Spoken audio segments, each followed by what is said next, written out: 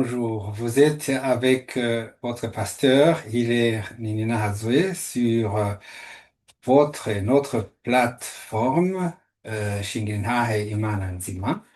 Je vous retrouve aujourd'hui pour que nous nous entretenions sur la parole de Dieu. J'ai trouvé un passage biblique, ça a été, disons, l'origine de mon inspiration sur ce sujet. Euh, Quelque chose qui ressemble étrangement au travail qui se fait dans des églises ou dans des églises locales en général. Le combat contre Amalek. Je vous lis d'abord le passage et puis nous allons continuer à en parler. Exode 17, verset 8. Le titre, Amalek vaincu. Amalek, c'est un peuple, hein, vint combattre Israël à Réphidim. Alors Moïse dit à Josué, choisis-nous des hommes, sors et combat Amalek. Demain, je me tiendrai sur le sommet de la colline, la verge de Dieu dans ma main. Josué fit ce que lui avait dit Moïse pour combattre Amalek. Et Moïse, Aaron et Hur montèrent au sommet de la colline. Lorsque Moïse élevait sa main, Israël était le plus fort. Les mains de Moïse étant fatiguées, ils prirent une pierre qu'ils placèrent sous lui et il s'assit dessus. Aaron et Hur soutenaient les mains, l'un d'un côté, l'autre de l'autre, et ses mains restèrent fermes jusqu'au coucher du soleil. Et Josué vainquit Amalek et son peuple au touchant de l'épée, au tranchant de l'épée. L'Éternel dit à Moïse, écris cela dans le livre pour que le souvenir s'en conserve et déclare à Josué que j'effacerai la mémoire d'Amalek de dessous les cieux. Moïse bâtit un autel et il lui donna pour nom l'Éternel ma bannière. Il dit, parce que la main a été levée sur le trône de l'Éternel, il y aura guerre entre l'Éternel contre Amalek de génération en génération. C'est une histoire très intéressante, mais qui nous donne beaucoup, nous enseigne énormément. Premièrement, il y a Dieu et son peuple et ses représentants. Il s'est choisi un partenaire, quelqu'un par qui il fait passer les messages, par qui, je dirais même, il fait passer les bénédictions, les victoires. Oui, c'était Moïse. Point n'est besoin de rappeler qui était Moïse. Souvenez-vous de l'Égypte, c'est lui qui a ramené le peuple d'Israël euh, du pays d'Égypte vers la terre promise. Ici, ils étaient en cours de route et Moïse avait parmi les gens qui l'aidaient, il avait un Josué, un certain Josué. Josué était un chef militaire. C'est lui qui était chargé, disons, de tout ce qui était guerre. Oui, il était le commandant des armées, ou le chef d'état-major, on peut le dire comme ça, ou le ministre même de l'armée, mais c'est quelqu'un qui conduisait aussi les opérations, je dirais. Et Moïse lui dit, va, choisis les hommes, sors et combat Amalek. Point. C'est-à-dire que Moïse a donné un ordre précis à Josué. Va avec tes hommes et vous combattrez Amalek. Moïse continue et dit, demain, je me tiendrai sur le sommet de la colline, la verge de Dieu dans la main. C'est-à-dire, j'aurai la puissance de Dieu avec moi, à nos côtés. Mais moi, mon rôle, ce sera de prier.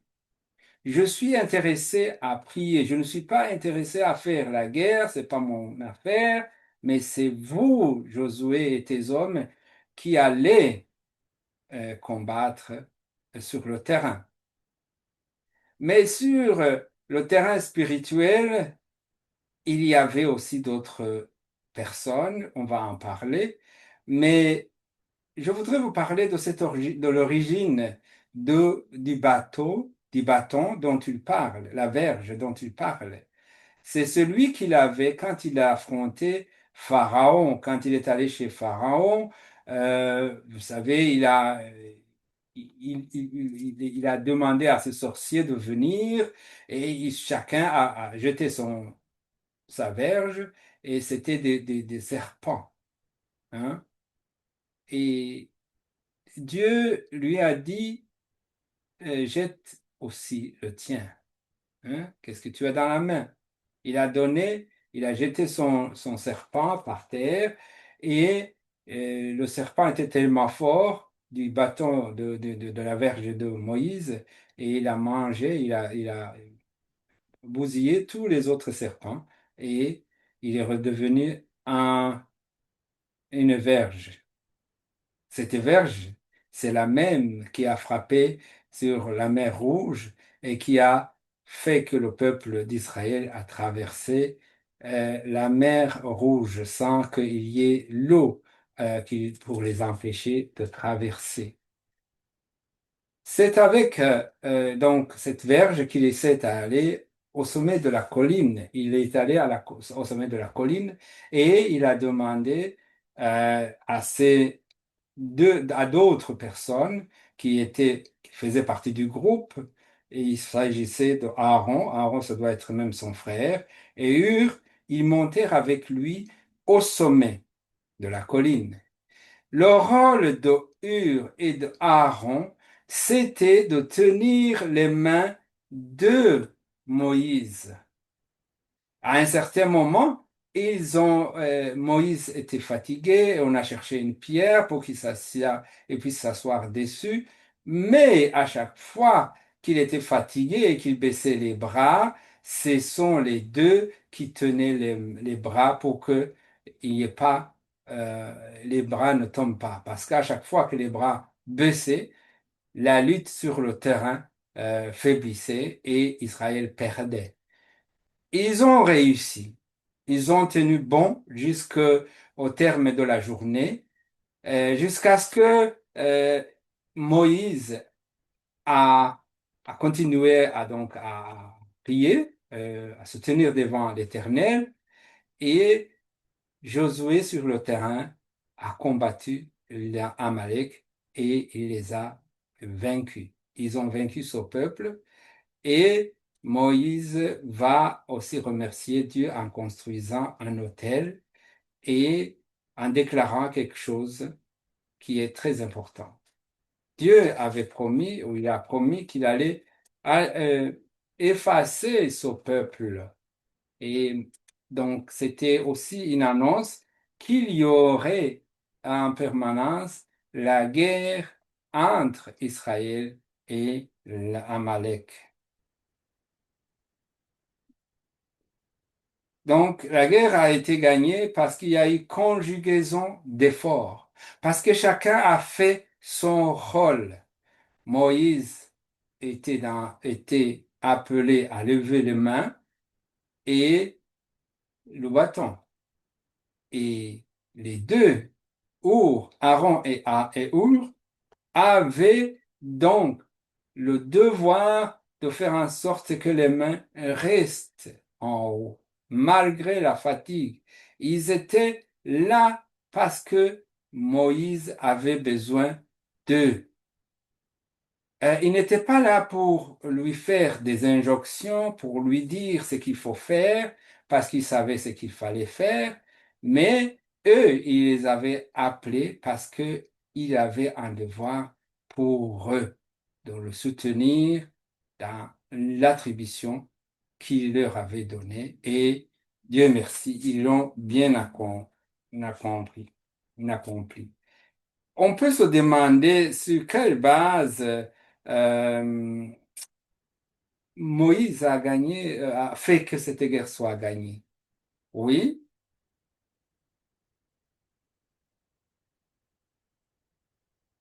D'abord, il y a une chose, hein. Je vais lire d'abord quelque chose, un passage dans Psaume 46.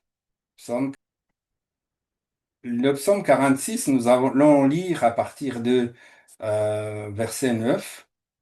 Venez contempler les œuvres de l'Éternel, les ravages qu'il a opérés sur la terre. C'est lui qui a fait cesser les combats jusqu'au bout de la terre. Il a brisé l'arc et il a rompu la lance. Il a consumé par le feu les chars de guerre. Arrêtez et sachez que je suis Dieu. Je domine sur les nations, je domine sur la terre. L'Éternel des armées est avec nous, le Dieu de Jacob est pour nous une haute retraite. Voilà, Dieu a accordé le miracle à cause de la foi et du regard permanent de Moïse vers Dieu. Il a fixé le regard son Dieu parce qu'il avait son espoir dans son Dieu. Oui, et puis son engagement à tenir, parce qu'il y en a qui ont cette disons, cette faveur d'entrer en contact avec Dieu, mais qui ne le font pas. Mais lui, il s'est engagé et il est parti vers la montagne, vers la colline pour combattre Amalek. Et puis, il y a eu aussi quelque chose de très important, l'apport ou la part de Aaron et Hur a été très déterminante aussi dans le fait que Moïse a pu tenir et Moïse a pu garder les mains levées jusqu'au soir, à l'obtention totale de la victoire. Il y a eu, il y a eu aussi cette victoire à cause de l'engagement euh, de Josué sur le terrain. Ils ont fait le travail qui leur avait été demandé dans la confiance que Dieu était derrière eux. Nous avons plusieurs combats dans la vie, mais souvent nous ignorons que Dieu a de la place dans nos combats. Et c'est lui qui combat sans tenir compte, sans demander à Dieu, il est voué à l'échec. Oui. Je disais tout à l'heure que le fait d'élever sa main signifiait victoire pour Israël. Le fait de baisser sa main signifiait échec ou défaite pour sur le côté d'Israël. La victoire venait certainement de Dieu. Toutefois, la tâche confiée à Moïse nécessitait un soutien de Hur et d'Aaron. Euh, En Kirundi, il y a un proverbe qui dit Inya kamwe, inya gimwe. C'est-à-dire, si tu es seul, tu parviens pas à faire beaucoup de travail. S'il faut, tu vas gagner peu. Mais euh, ici, le problème, ce n'est pas le fait de gagner ou de kunyaga, peu ou beaucoup. Mais le plus important, c'est la volonté, la détermination, l'engagement. Dans le jargon qui nous occupe, on parle d'onction. Oui, de la connexion avec Dieu. Onction venant de Dieu. C'est-à-dire que ce que Moïse a fait, Aaron ne pouvait pas le faire, Hur ne pouvait pas le faire, les deux ensemble ne pouvaient pas le faire. Et même si vous amenez, vous y ajoutez Josué et son armée, ils ne pouvaient pas le faire. Parce que Moïse était en contact direct avec Dieu et c'est à partir de cela que Dieu avait décidé de faire passer la victoire du peuple israélite et c'est ce qui s'est passé. Et chers amis, je suis heureux de vous avoir transmis ce message. Allez regarder la topographie de l'administration de votre communauté, votre église locale. Est-ce que nous avons un Moïse devant nous? Est-ce que nous avons des gens comme Our devant nous, puisque nous sommes dans un combat? Ici, on n'a pas parlé des détails, comment Moïse ou comment Josué défendait, par exemple, ou faisait en sorte que ces gens ne tombent pas en embuscade. Oui, mais la prière du juste a été d'une efficacité extrême. Et voilà. Je vous remercie, cher bien-aimé, d'avoir suivi ce message. J'ai été heureux de vous retrouver. Nous prions. Éternel Dieu, nous te bénissons, nous te glorifions, nous te rendons grâce. Nous venons devant toi pour te dire merci de nous avoir réservé ce récit qui a existé pour nous enseigner sur la structure de l'Église, sur la structure de ta relation avec nous, les hommes. Nous te disons merci parce que tu accordes la victoire à ceux qui te suivent, à ceux qui t'aiment, à ceux qui ont confiance en toi. Nous mettons notre confiance en toi. Nous sommes en guerre, comme toutes les églises, toute l'église de Dieu est en guerre, mais nous savons que seule ton onction nous permettra de la gagner. Je te prie, éternel Dieu, toi qui nous aimes, de toucher chacun d'entre nous et de nous mettre à chacun, que chacun voit et sache vraiment pourquoi il a été appelé. Merci. Je te remercie. Au nom du Seigneur Jésus-Christ, j'ai prié. Amen.